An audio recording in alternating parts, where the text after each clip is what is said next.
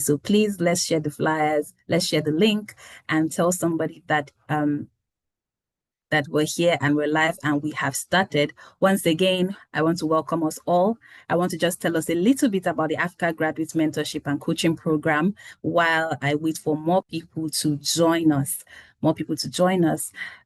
We watched a particular video right now, and that was the trailer of our documentary. The documentary is on our YouTube channel, Images Initiative YouTube channel, and the Africa Graduate Mentorship and Coaching Program is a mentor-mentee network facilitated by the Interconnections for Making Africa Great, Empowered, and Sustainable Images Initiatives. And the AGMCP Fellowship is designed for mentoring and coaching graduate level students, masters, and PhD between 20 and 30 years of age and postdoctoral candidates who are less than 40 years of age. Of course, our research team is developing and improving the capacity for assessing sustainable agri-food systems in Africa. We have our research themes, and right now applications are open for the 7th cohort, and it's ending this week, October 31st, 2025.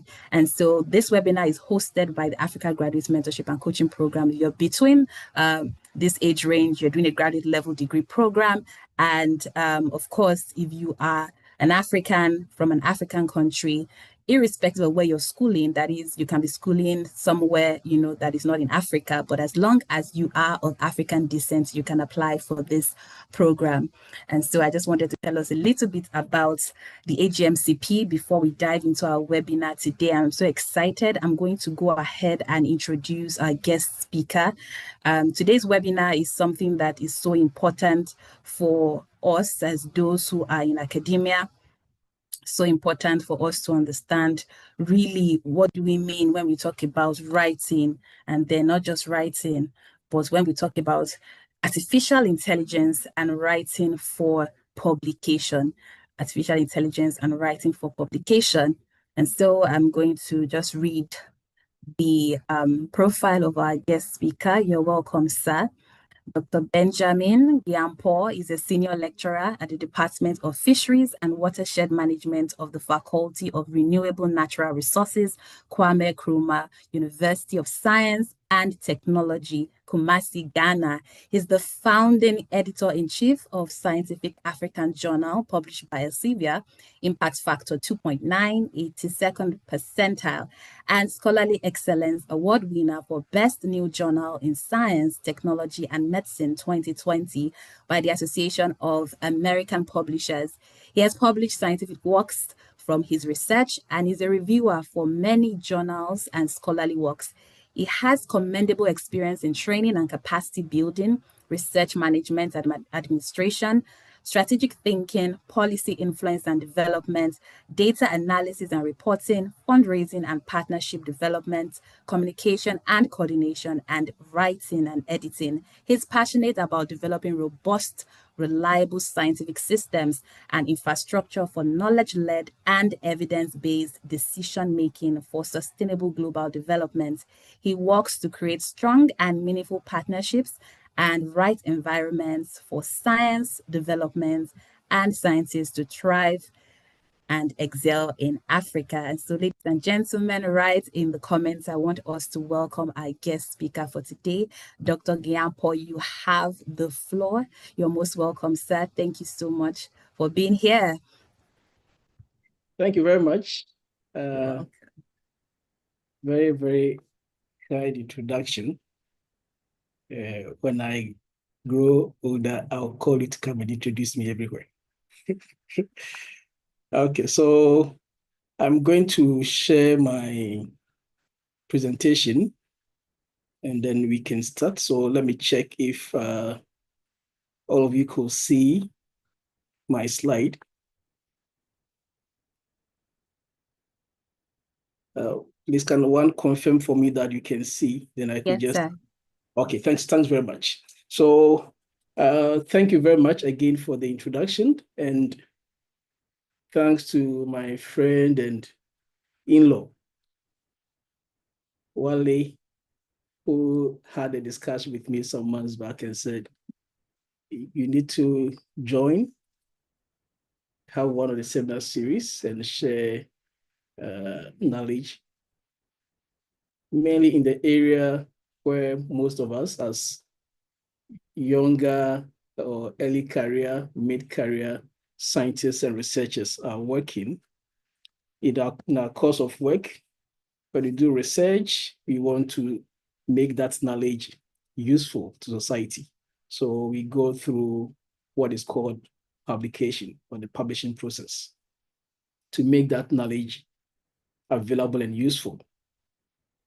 And a very interesting aspect that has come into our life now is what we call AI. As one of my professors said, you guys are saying that AI is not new. He's an animal scientist. He said that AI, we've always been using AI as artificial insemination. Now you guys have come, you have taken over our AI, and you are saying AI is artificial intelligence. But for the animal scientists, they have been doing AI for many years, and AI was artificial insemination. So this afternoon, for the next 30 minutes, I'm giving 40. I'm hoping I can do it within 30 or probably less, so we can interact more.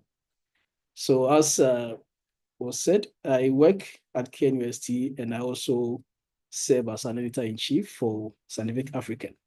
So in this seminar, which is going to be on AI and writing for publication, this is how I'm going to go by it. I'll first take us through a very brief introduction.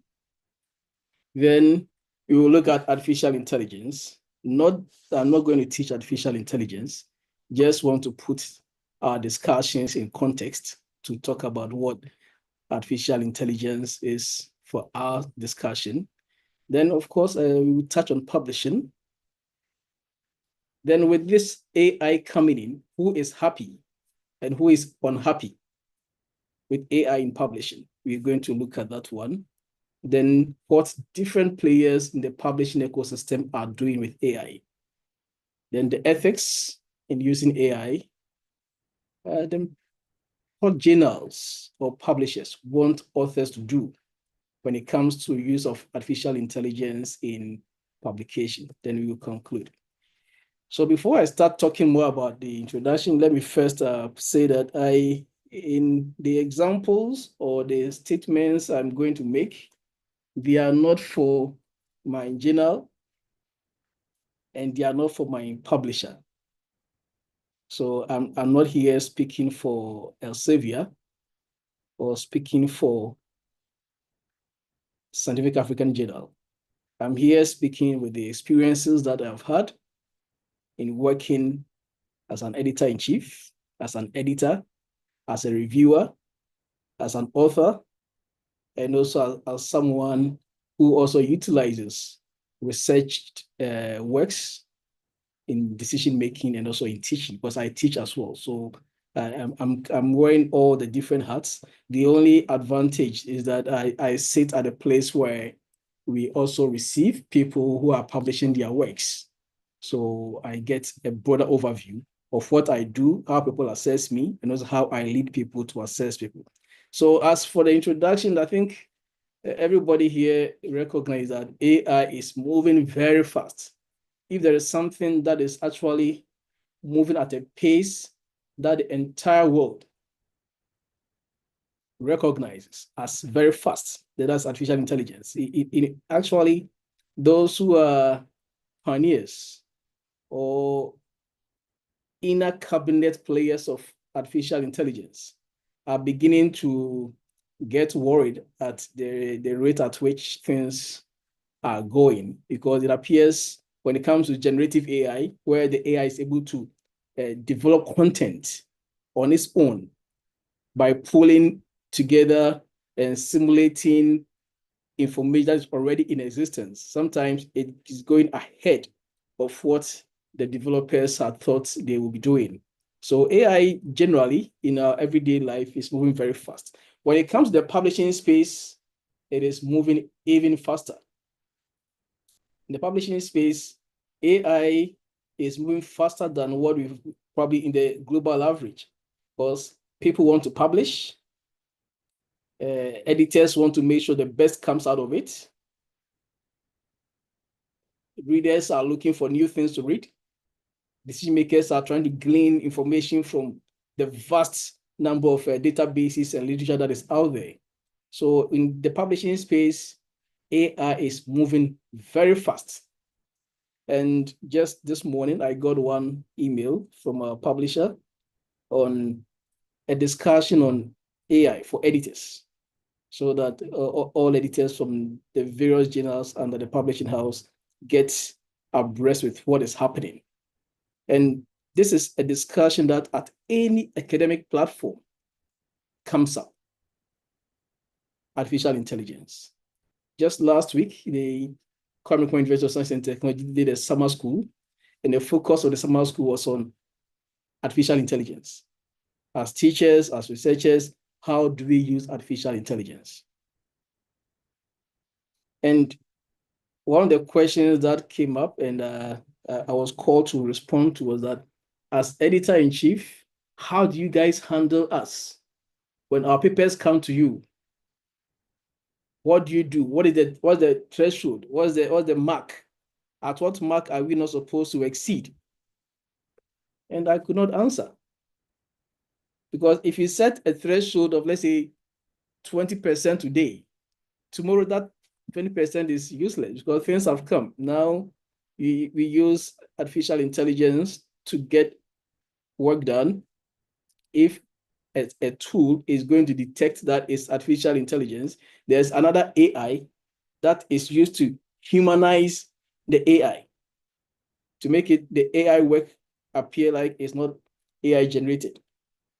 So as you develop tools to detect AI content, there are new AI tools to make it difficult for you to detect AI content. So the whole discussion is so fluid and evolving very fast.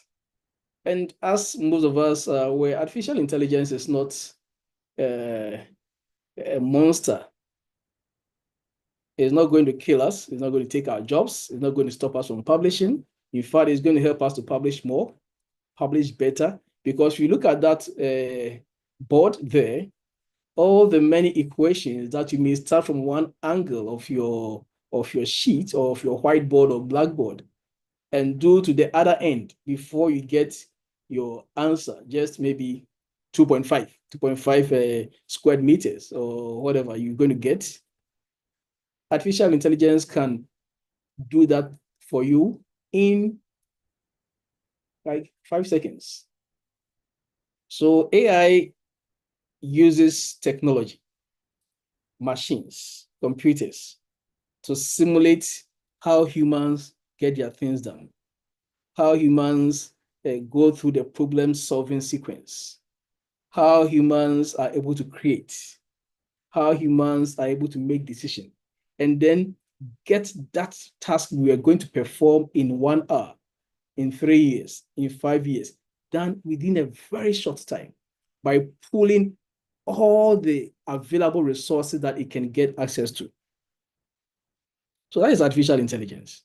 So we all know it is not bad. It is very good. And what AI can do, my colleagues, it will blow your mind. What AI can do will blow your mind. There are times that you use AI to an AI tool, and I'm carefully not going to be mentioning any specific AI tools, because the purpose is not to promote a particular AI tool. So I'll be just using generically generative AIs. Let me put it that way. So when you put a data in a spreadsheet, many rows, many columns, you put it into an AI, you give it the right prompt, you give it a persona, you give it a context within which it will work, and within a short time, it gives you results. It gives you box plots. It gives you different graphs, very beautiful ones. Then you can ask it to interpret what is there for you. And it can interpret it for you. Then you can ask it to contrast with other things. You can even upload a paper and ask it to interpret the results in the context of this paper. And it does it for you. And if you are new to AI, you just be marveled. My colleague said he put his data into AI to do the analysis. As soon as the analysis came out and the outputs came up, he looked at it. He was so marveled that he just sat back in his chair like this, looked at it, smiled, and just shut the laptop and said, I'm going home. Now I know how to get this thing done. And so that is what AI can do. AI will blow your mind. In the publishing space, AI is blowing our mind, both for authors, for reviewers, for editors, for the publisher. AI is blowing our mind. And when it comes to publishing, there are different things that we publish. It's all about making your work, your content, that's your results or your discussions, available to the public, either from a book or a newspaper, a magazine, website, ebooks, online videos, journal publications, where our interest lies more in the context of this work, podcasts, then vlogs, where people do daily video stuff and share, or our blogs, where we blog on interesting topics or on our research journey. So this is publishing. You may sit down to do a whole lot, then glean what is useful within a particular context and put it out there for the public to utilize that information. AI has come to make this process very efficient, very dynamic, and easy to distribute. In terms of writing as an author and also as a publisher, AI has given us a very, very interesting and transformative way by which we create knowledge. Data analysis that we can do, what results can come out, what implications we can draw from these results. AI is empowering us as researchers, even older professors who have been in the research and publishing game for years are getting excited by what AI can do. It is empowering us to solve very complex problems at an unprecedented speed and efficiency. What I would have sat down to arrange and to code and to do this and to do that, you feed it into the AI, it does it all for you. It can even give you the coding it did to arrive at what it got to. And you can just copy that coding for future analysis that you want to do. Still, in terms of publishing, how we do our graphics, how we put the information out, the infographics, etc., AI is enhancing them. Last week, I told a colleague about graphical abstracts. Now, when you are submitting a paper to a journal, they will ask you to add a graphical abstract. And the colleague said, this part really frustrates me. You have to develop graphical abstracts. How am I going to now get the concept and put the arrow here? And I said, there are AI platforms. You just have to write your good abstract, copy the abstract, put it in the system, and it generates different versions of graphical abstracts for you. Then you will then look at them and see which one actually speaks to what you want to communicate and pick them. So there are many things that we used to spend hours and hours to do that now AI makes it easy, fast, efficient, and we're able to communicate our research findings in a manner that really gets useful to those who want to use it. So who is happy with AI? I'm very happy with AI. So as an author, I'm very happy with AI. Reviewers are also very happy with AI. So normally when it comes to who is happy with AI, it depends on where we are sitting. Today, if I am author, I'm very happy. AI is helping me. When it goes to the reviewers are also happy because AI can help them to do a good review. They can detect what is original and what is not original. So the reviewers are happy. Editors are happy with AI because it makes the workflow easier. It helps you to do the initial checks, everything very easy. Publishers are happy. Turnaround times for works being done are good. So we are all happy. AI is good. And who is not happy? Interestingly, the authors are not happy. So depend on where you sit at one point, as an author, you are happy. At another time, as an author, you are not happy. Reviewers are not happy with AI. Editors are not happy with AI. Publishers are not happy. Then another group comes in, readers or the users of published information. They are also not happy. This last group of people were not in the first group of who is happy.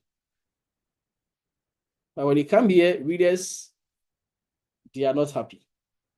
And they are not happy because as a reader, when you take a content and you wish to utilize it, then you begin to ask yourself whether this is actually real. Is this something, is it not AI generated? But the interesting thing is that the author at a point is a reader. The reviewer at a point is a reader. So the reviewer is happy with AI. At another point, he's not happy with AI because he is unable to see which of these is authentic. So the reader thinks I may be losing out with my inability to differentiate what is actual, what is factual, and what is just created for whichever purpose. So currently, as an author, what you can do, that is what authors are doing with AI. They are generating content. People are generating totally new things. They are giving commands and prompts and things are being created. Researchers inclusive. We are creating content. When it comes to literature review and synthesis, we are automating it.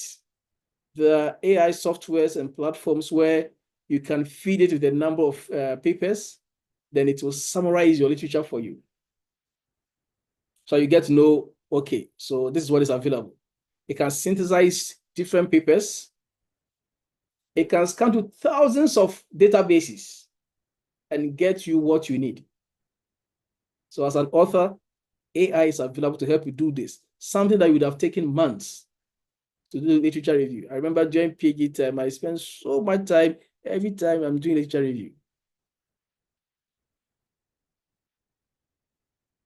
Data generation, you can generate data from the various databases. You can do meta-analysis. You generate data from what you have, create summaries for the author.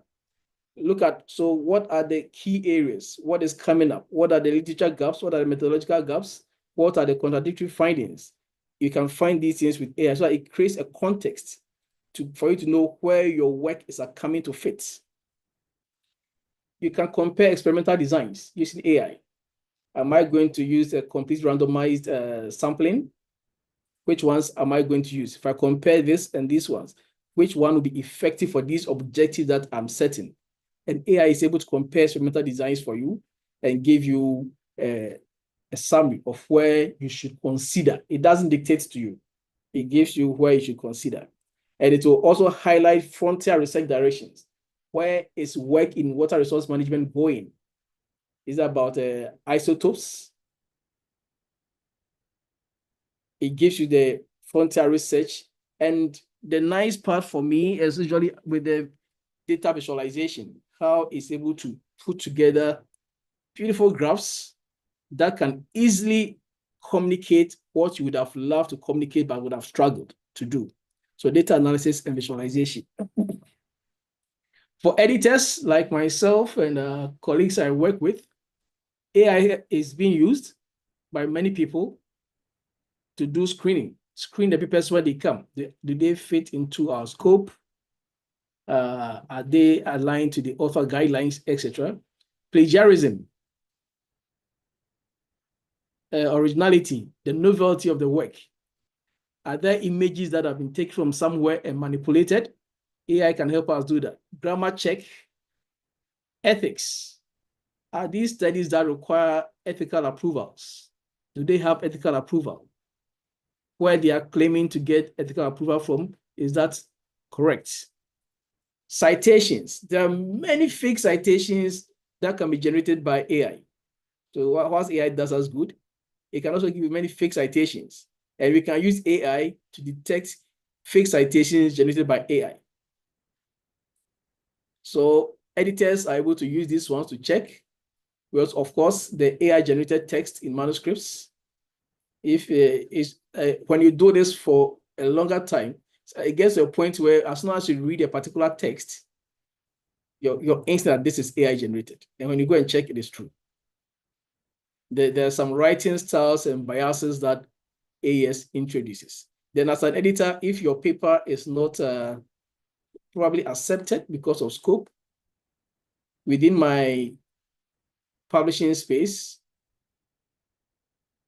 a recommended journal can come up. And of course, we can also use artificial intelligence to identify reviewers for the various manuscripts that we receive. So I've gotten this work on watershed management, who are the key people in this area that I should invite. I can get it done by AI. And of course, conflict of interest. And the main thing is it improves efficiency. I can do so much excellently within a very short time.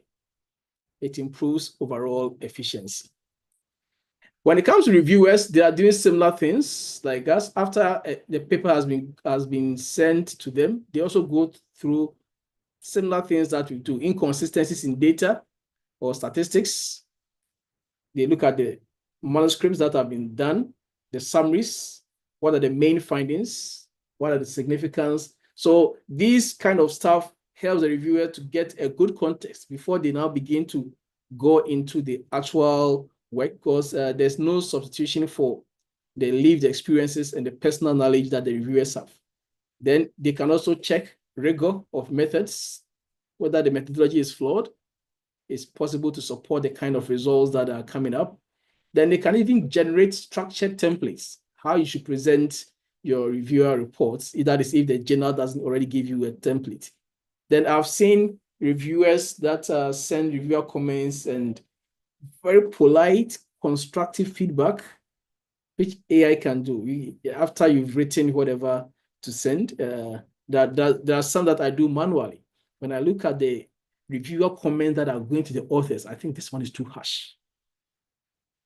If you say this thing to an author, particularly an early career researcher, you might just break this person. You try to moderate the language to make the language more encouraging. The substance of it remains. If it is going to be rejected, it's still going to be rejected, but you are more constructive in the feedback that is given to them. And AI you can give the right prompts for it to moderate the language, for it to be more polite. Then it can also check consistency and bias. Of course, language, if you are not a native English speaker, and the journal says that your language is, AI can help you polish up. And publishers are now automating the whole publishing workflow. So I don't need to do this and send an email to the general manager, please find attached, I've done this, so look at it and send it. It's just on a click of a button. Once certain words appear, it prompts you, this is the next stage that you need to go. And now publishers are actually asking authors to declare the use of generative AI. They recognize that it is important. AI is a good research assistant, but declare it that this work, I use AI to do 1, 2, 3. Just make it known in your submission.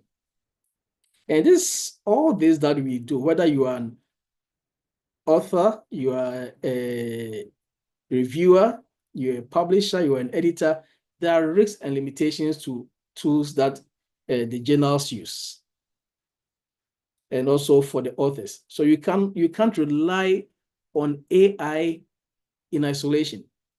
The human mind is still the best thing to use. The AI is a research. For example, if I have a research assistant and I give my research assistant work to do for me, and he does the work and brings to me, I don't just go and submit the work and say that, okay, he has done, so submit it. I have to take the work that my assistant has done and go through, do the quality assurance, check that what is in there is what is supposed to be in there. The interpretations given are supposed to be what should be given. It is only that way that I own the work and I can say, this is my work. So you cannot rely on AI in isolation. That is, oh, I've done it, AI, I go and submit it. It will give you a lot of challenges. Recently, I had some work done for me and I saw references attached to the work. So I took the references, I put it into one AI, and I said it should give me the link to that particular paper because I want to see it. Then quickly a link was generated. Now, when I clicked on the link, if the reference was saying that this is by Olaide et al. 2020, the link that the AI gave me, that is the link to this paper, when I click on it, it tells you it's Jampo et al. 2024. That's the different paper that is there. But it's giving you the link. So there's always that need to check these things carefully. The tools are moving very fast. Those who are trying to humanize, those who are creating new ones, everything is moving so fast. But in all this, none is 100% accurate. The high false positive rates. There are some language that when it is used, my software may just say, oh, this is AI, but it may not be AI. So there's that kind of cultural biases, linguistic biases. Some of them are fed, the AI is thriving on data. So those whose data are more in the system would more or less influence the kind of narratives that come. The algorithms are based on data. And sometimes it's difficult to differentiate between what is assisted and what is authored content. That is what is AI data generated and what the person has actually done in this work. And as an editor-in-chief, one of the sad parts for me is that if a decision is made based on what the evaluations are pointing to, and we think that that is highly, like about 90% AI-generated content, certainly that paper is going to be rejected. And the author may appeal, but it may not really do much because you want to err on the side of caution. You do not want to start putting bad information out constantly. When you do that one, and readers of your journal begin to realize that what comes out of this paper, these publications are mainly things you can't rely on, you lose trust. So when we said that now impact factor of scientific African is 3.3, that is within a very short time. It's moved very fast because there's care taken to ensure that what is coming out. A number of them may slip through. That's why you are not, you can't be foolproof against everything. But at least we take time to ensure that the issues that we are dealing with are dealt with objectively. And where there is hesitation, you want to err on the side of caution. So in using AI, it's all about ethics. Transparency, what did you use it to do? Honesty, intellectual honesty. Don't use AI, like generative AI, to create content that doesn't exist and pass it off as what exists. That doesn't help. Then confidentiality. Very important. Accountability. At the end of the day, it is your work. When you are found out to have done something false, you cannot say it is the AI that gave it to me. AI is your research assistant. What it gives you, it behoves you to look at it, verify, provide that human oversight. That by the time you say that I am submitting this work here, that's why in the submission declaration, you say that this is your own work. It's original. So the transparency, intellectual honesty, confidentiality, accountability, verification, and human oversight are very important in ethical AI use in writing for publication. So what do journals or publishers want authors to do? Journals or publishers want authors to realize that AI is not a substitute for human critical thinking or your expertise or your evaluation. The AI is an assistant, as I said.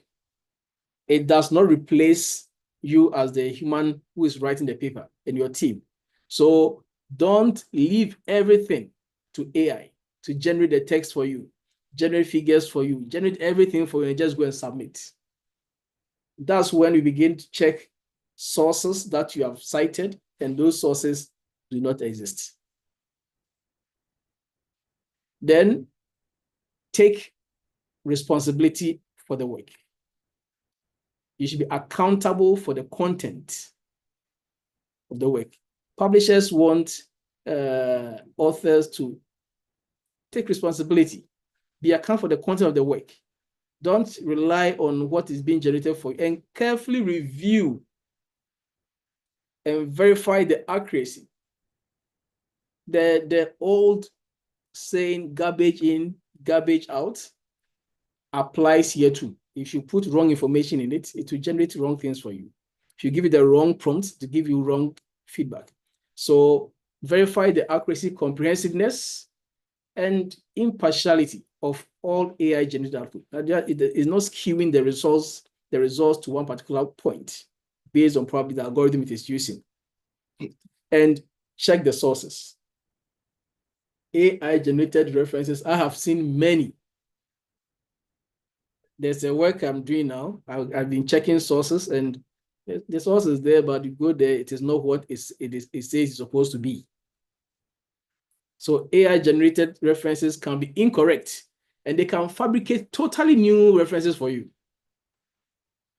Sometimes if there is an authority in the field called Olaide, they will put different things together and say that it's according to Olaide 2025. And doesn't exist. And all the materials we use, we must make sure they are adapted, they are tweaked to represent our original contribution. Every journal wants to publish original contribution. It does not have to be a Nobel Peace winning work, but let's see that when I took this work, this is what this author is contributing to knowledge. And it's important that we do this carefully. Edit the work, the language that is being used. People have been using some, I nearly mentioned one, some AI tools that are able to paraphrase things. Then sometimes it changes the words. You are using, let's say, you are working with the field of ecology, human ecology.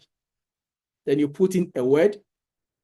If I put soil, my sentence contains soil, and I copy that text and I put it in the AI tool to paraphrase it, and it replaces, well, try to look for synonyms. It replaces soil with sand. That's a totally new thing. If it replaces my soil with sand, or it replaces my sand with soil, or it replaces my soil with earth, it changed everything. So we've got to be careful with how we use them. Then the kind of data we put into AI systems, we need to be very careful. There are sometimes intellectual property issues around them. Even the AI generated output may have intellectual property issues. We need to pay attention to those ones. And do not list or cite AI tools as an author or co-author. So this work is by Jampo BA and ChatGPT. No. We've not got to the point where we want to be assured that you are citing an AI tool as your co-author. So in conclusion, this is a statement that came just today from one of the correspondence that came to editors, that AI is a support tool, not a decision maker. By Alina Hersut, Director of Generative AI at Sylvia. Say AI is a support tool, not a decision maker. So as an author, you should keep this in mind. It's a support tool. It's not a decision maker. As the editor, I keep it in mind. It is a support tool. Not, I don't make my decisions of somebody's manuscript based on what AI says. As a reviewer, reviewers, some of us as authors, we are also reviewers. As editors, we are reviewers elsewhere. You also need to keep in mind that AI is a support tool, not a decision maker. And of course, the publisher recognizes that, and the editor-in-chief also recognizes that AI is a support tool, not a decision maker. Thank you very much for your audience. Thank you very much, sir. We learned so much. And I know that a number of us have questions for you. And I'm so glad and I'm sure that you're ready to take the questions. But Yes. first, before then, if we have questions, please use you can raise your hand. If you have questions, raise your hand. You can also use and if you raise your hand, it means I'll unmute you and you can ask the questions. And also you can use the comments and sir, people are acknowledging you in the comments. If you could go to the chat and just see how everyone is excited about the presentation. Thank you, sir. I want to acknowledge the president of Images Initiative. He's unavoidably absent, but he was here. He came in briefly as the presentation was ongoing. That's in person of Dr. Lawale Olaide. I also want to acknowledge the presence of the director of the AGMCP, that is Dr. Omobolaji Obishesan. You're most welcome, ma. And we're glad to have you here. Okay, without further ado, there's a question by Shehu Mohammed Hassan. Are you ready to state your question? You can just unmute. Go ahead and unmute. Yes. Thank you You have so the much. floor. Can you hear me? Hello. We can hear you, sir. Yes. Thank you so much. I'm Shehu Mohammed Hassan from Ahmad Bello University Zaria. Thank you so much, sir. It has been an interesting and, well, I say, breathtaking presentation. Yeah, especially the ups and the downs, the way you put it, the chronology in which you followed was quite extensive. Thank you so much, sir, for the presentation. Yeah, my question is, Africa has always been, will I say, the last bus stop when it comes to technologies like this. We're always picking up the pace. When it becomes global, that's when we pick up the pace. Because as we know, AI has been there for a long time, but we are just picking up the pace now, trying to catch up with the rest of the world.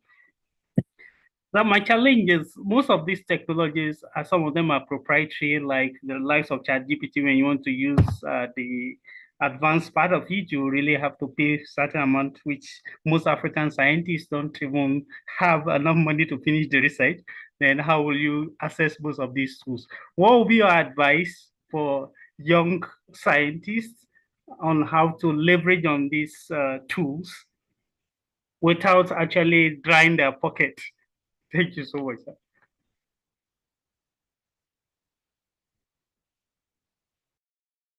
Let me answer that one first. I'm also operating within the African context. So most of the issues that my colleagues will raise here, I certainly face them. So one thing that I want to say is that there are the free versions of artificial intelligence softwares that are available for use.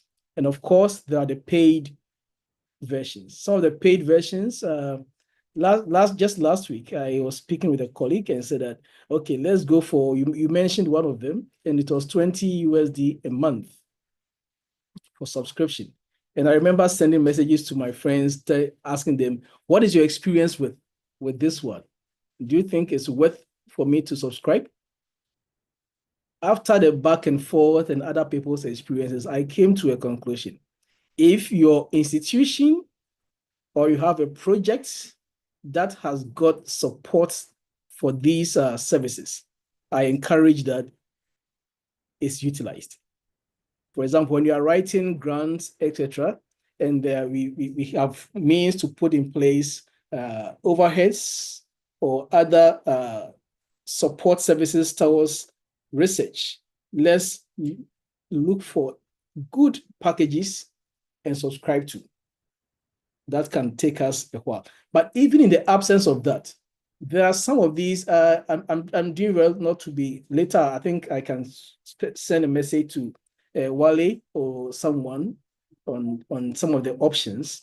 But if you go for these other free ones, they do excellent job. But as the last statement I said, you must always bear in mind that it is a decision support. It's an assistant. The final decision you would have to make. Even the free versions of these packages that are available, it will enhance your efficiency by about 90%. To enhance your efficiency by about 90%. It can pull so many databases together than you could have been searching online or going places to go and look for them. So as we said, sometimes we, as a continent, we are behind these approaches. But now that we know, let's double up. Let's utilize them. Whether we have funding to buy our own packages or not, let's still go for what we can use and use them effectively. But the human oversight is topmost. Let's not forget about that one. Thank you very much. Thank you so much, sir. Thank you, sir. We have a question here that says, please, what do you mean by safeguarding data privacy in the use of AI? Do I read out the others? Okay. You would like to take that one first? Okay, sir. All right, sir. Data privacy in the use of AI. You know, I mentioned one thing about I have put in data I have collected, and I'm asking the system to analyze it. There are ethical issues surrounding data collection in the first place. There are some data that you have permission to use it for a particular purpose. Once you offload it into an online database, the system will pull on that information you have put there in subsequent requests. If, let's say, I've come to work in Michael Okpara University, and I have some information there, and I upload into an AI system.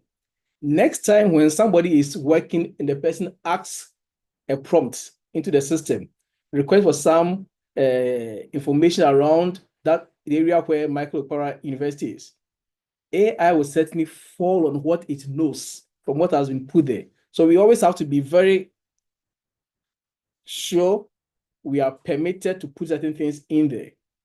What we are not permitted, we don't put it in there. And even in the outputs that it generates, some of them, they are copyrighted.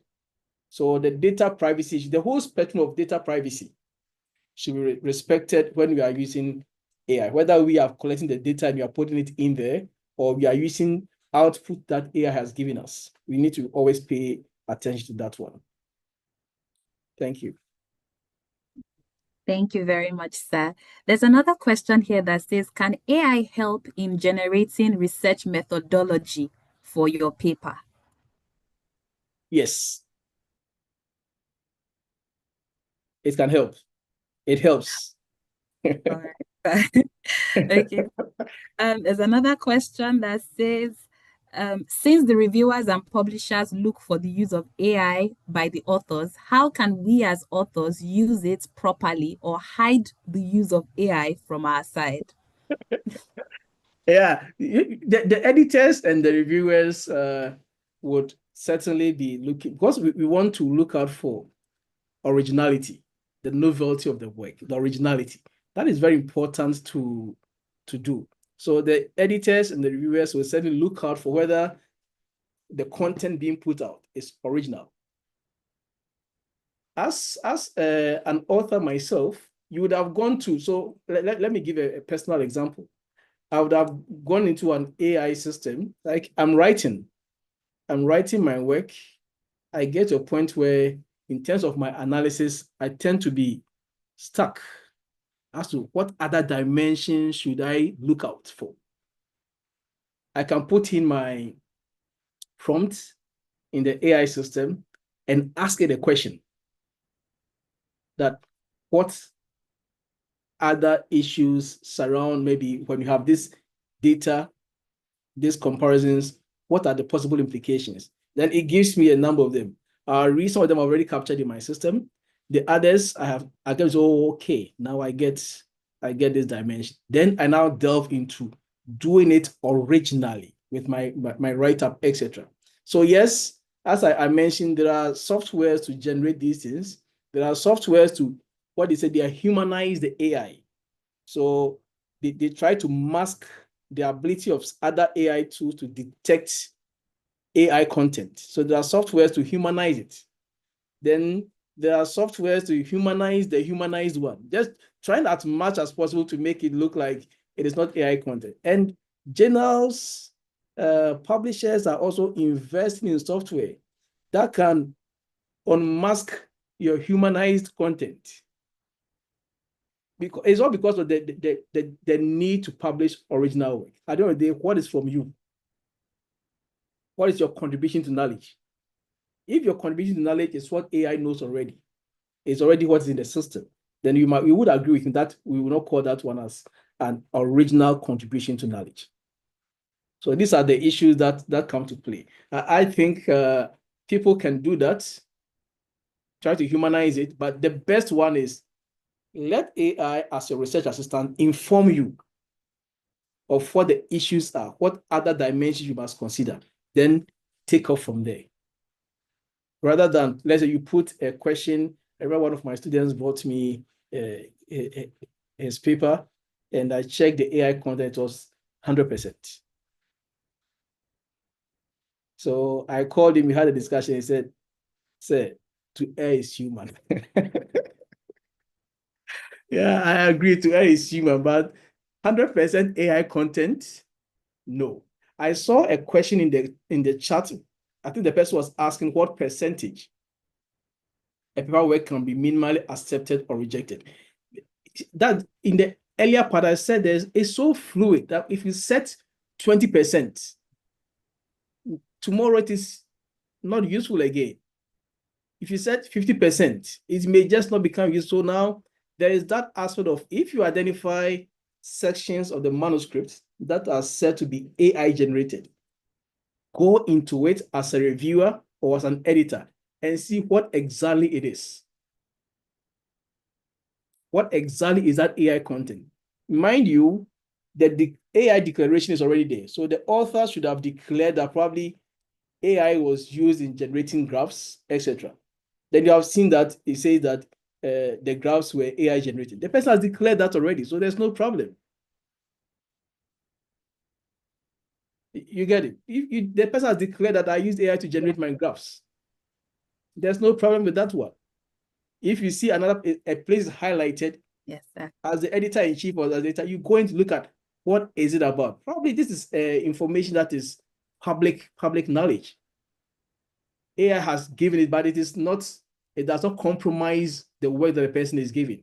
So that level of discretion, that what I make reference to as the human oversight, is very important.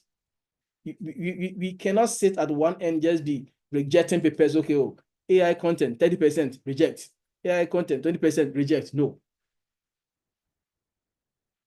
you've got to look at what does the content involve. Okay, thank you very much.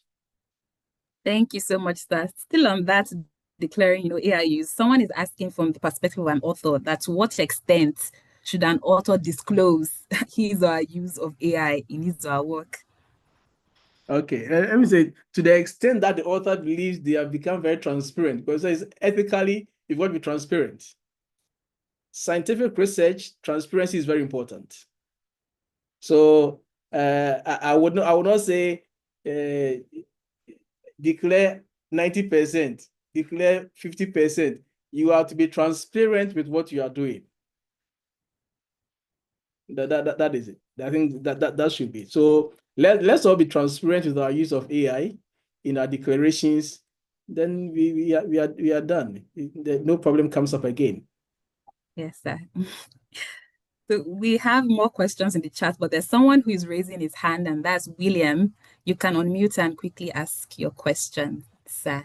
Thank you, if you're available. Thank you very much for the opportunity and the presentation. It just so hacks that, similar to the last question, if you use AI at all, does it mean you must declare every bit of it? For instance, if you just use AI to paraphrase a sentence in a whole manuscript, in a sentence, just a sentence or maybe a word, does that warrant declaration? And looking at some of the retraction that you use AI, it leads to retraction. So it's similar to the last question, but if I just use one sentence, paraphrase using AI, does it warrant such citation? Thank you. Okay, William, my suggestion there is that if you use AI to paraphrase just one sentence, if you declare that I used AI to paraphrase one sentence, no harm is caused. There's no harm. If you fail, if you believe that, okay, there's no need to declare that I use AI to paraphrase one sentence, but I'm transparent enough on this matter without telling them that I use AI to paraphrase a sentence, that is fine. Sometimes I just see people, authors declare AI was used in language editing. When somebody says that one, it covers from one sentence to the whole paper. So I use AI in language editing. That means, for example, instead of me going saying that I have, and the thing flagging it, sorry, I has, and the thing flagging it and correcting for me as I have. That is language editing. So if you declare that one, you've not, it doesn't cause any harm.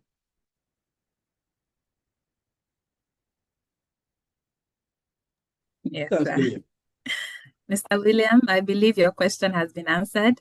Thank you, sir. There's a question here that says, if an original text of a manuscript is put in AI for purposes of paraphrasing or organizing paragraphs chronologically, does the outcome become an AI-generated text? What is your view on those who put their original text in AI to seek for help?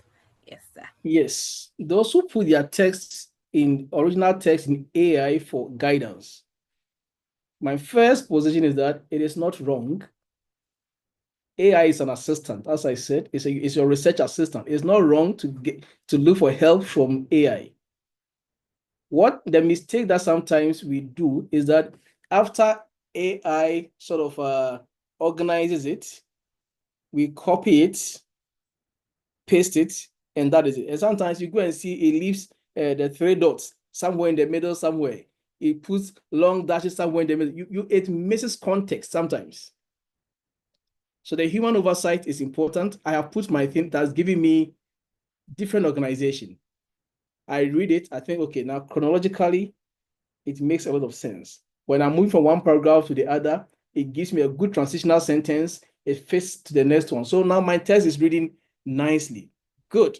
Now I take it, I must make it mine. You say you must edit and adapt it. I must make it mine. I must read and make sure that whatever that is being communicated is exactly how I want to communicate it.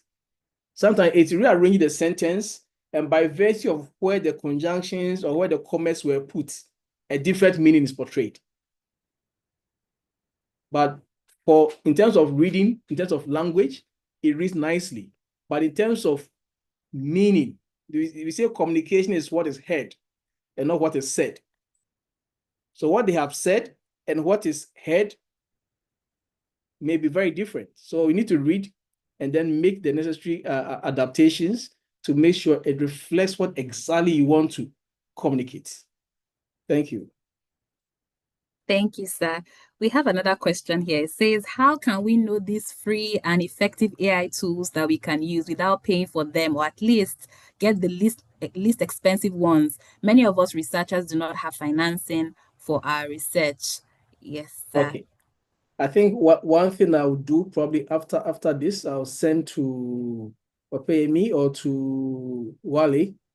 There are a number of them that are available. They are free. They are easy to use. I'll send, then they can circulate to the network. Thank you very much, sir. Another question says, my concern is, will AI-generated products pass plagiarism test? Some do. Yeah, some do pass plagiarism test. As long as there is attribution of the knowledge that is being put there to where the actual source is, then you are not plagiarizing.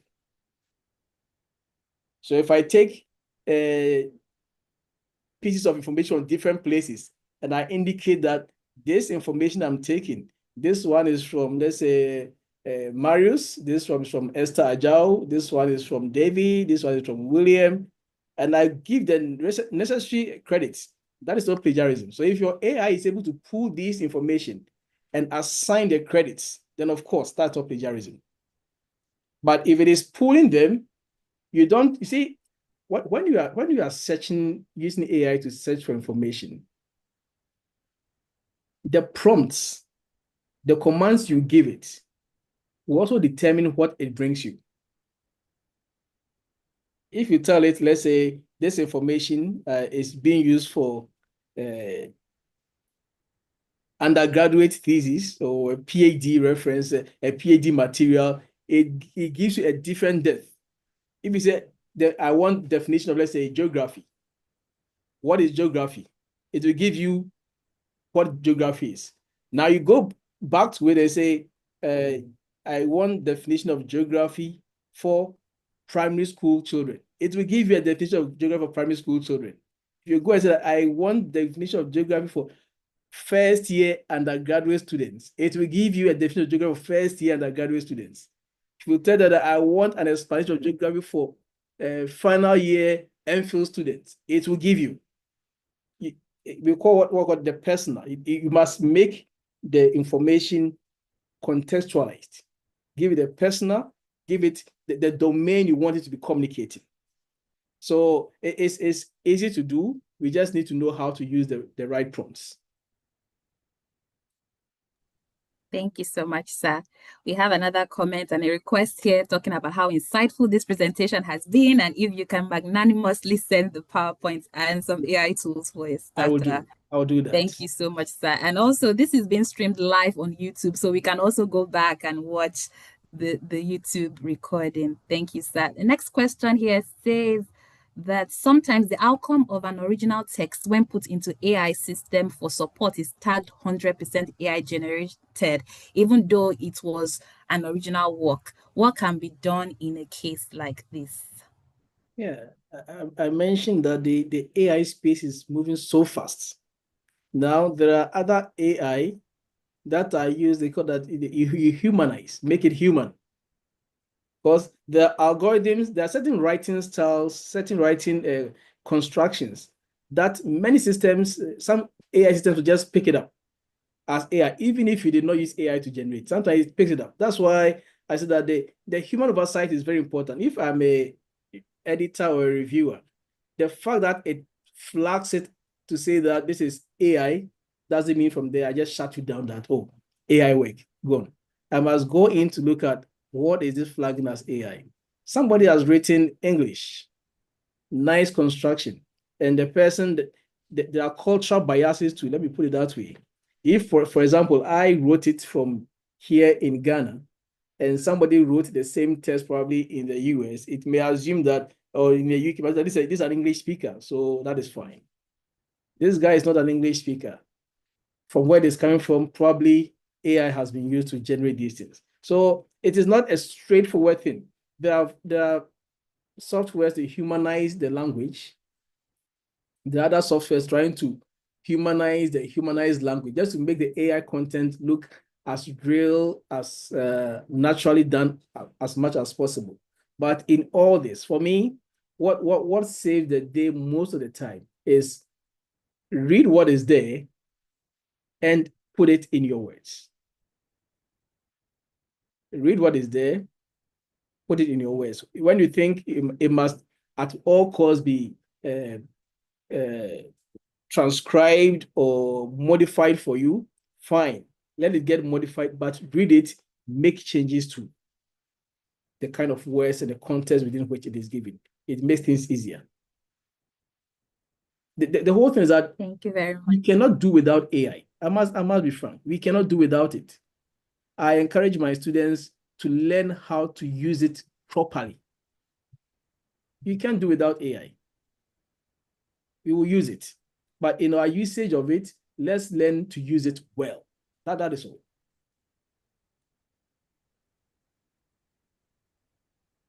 Thank you very much, sir. We have just 2 more questions before I let you go. Just 2 more questions.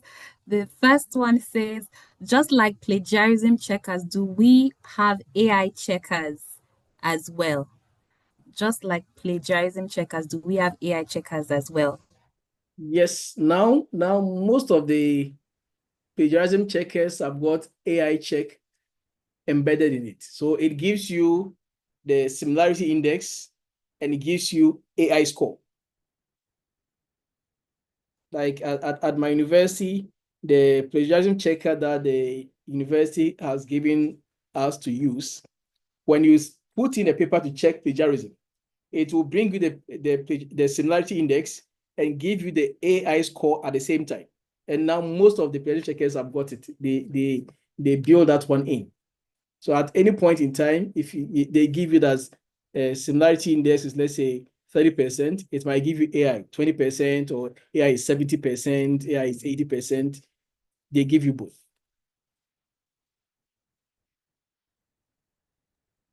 Thank you so much, sir.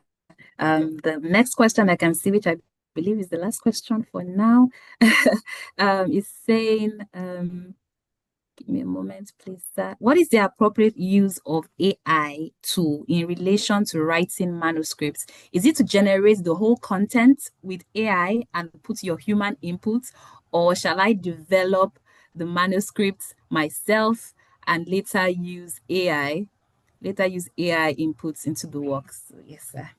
Okay. The appropriate use of AI in writing manuscripts. Do I use the AI to generate the entire content and then put in my input? I would advise against that one. If you use the AI to generate the entire content, then the originality part will be gone.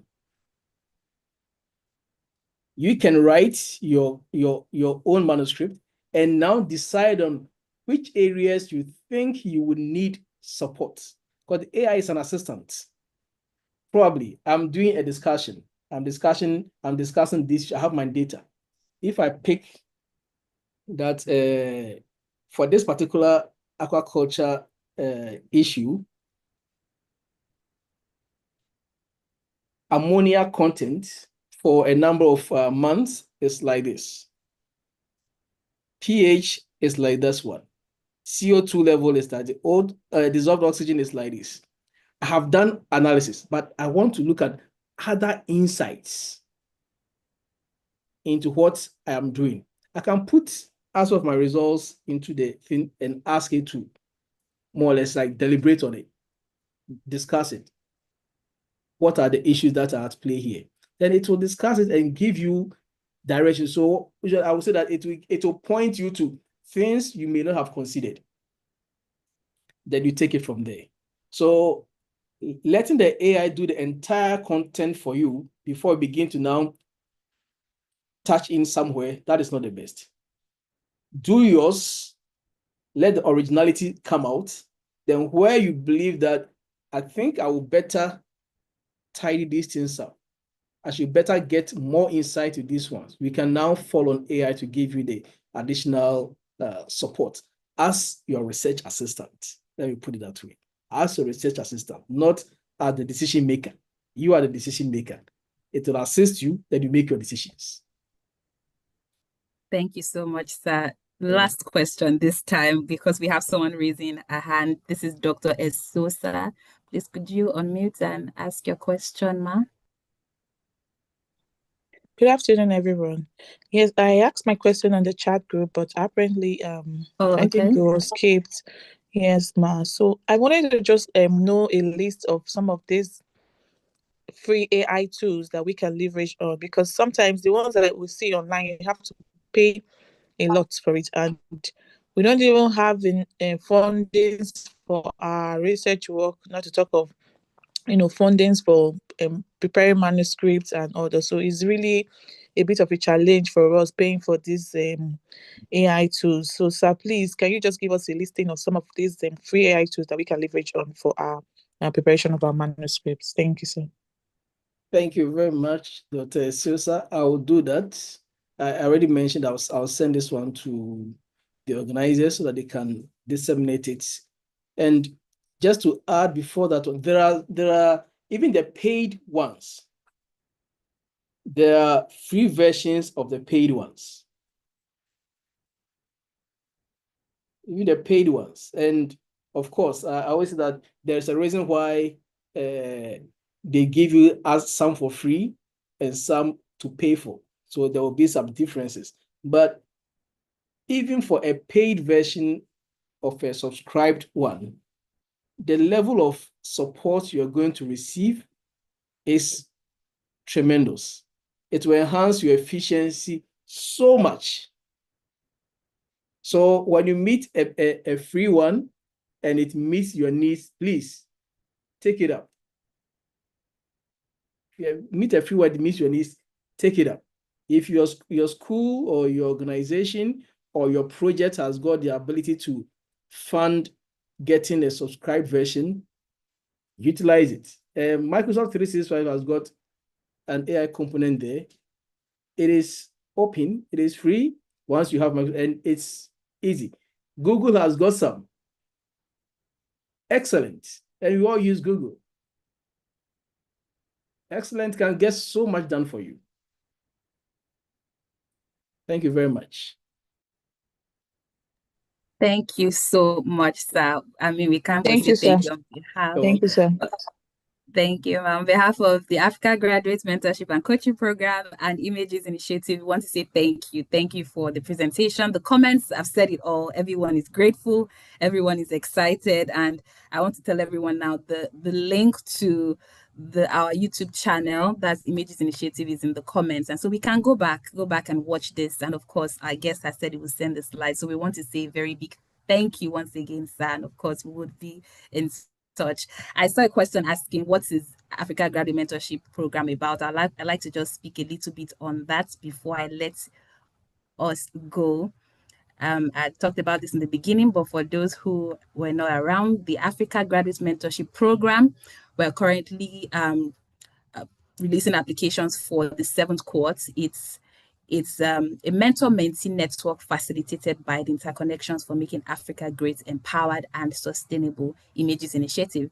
The AGMCP Fellowship Year is designed for mentoring and coaching graduate level students. So that is master's and PhD between the ages of 20 and 30, and also postdoctoral candidates who are less than 40 years of age. Our research theme is developing and improving capacity for assessing sustainable agri-food systems in Africa. We also have our research sub-themes as we see on the screen. The duration of the program is a year, runs from January to December each year, and the life goal and professional skills of mentees and mentors are matched. And so each successful candidate from an African country will be assigned to a mentor and a life coach in Africa or the diaspora. And so if you are schooling in an African university, or if you're not schooling in an African university, but you are of African descent, you can apply before the 31st of October 2025. Also, we have a documentary on the Africa Graduate Mentorship and Coaching Program. You will see the documentary also on our YouTube channel, that is Images Initiative YouTube channel. I can see that a few of us are putting our emails in the comments. Please feel free in the chat to do so we can send those tools and the PowerPoint slide from this webinar. This webinar, like I said, hosted by AGMCP under the images initiatives. We've been having a series of webinars this October, and we have another one coming up this Friday. And, it's also on artificial intelligence. And so we have a webinar on synergizing AI and robotics for a sustainable planet, coding green intelligence into the future. You don't want to miss this webinar. It's also on Friday, 31st October 2025 at 2 p.m. Lagos time. So please take note of this, and we would love to see you there. Thank you so much once again, everyone, for being here. I mean, we have 87 of us still here at this time, and I know it's because of the content and what we have gotten, the value that we've gotten today. So I want to say a very big thank you for staying here, for being here. If there are no other announcements or no other comments, I would like to say thank you very much, goodbye, and have a wonderful evening. Bye-bye. Thank you. Please, I have a question, please.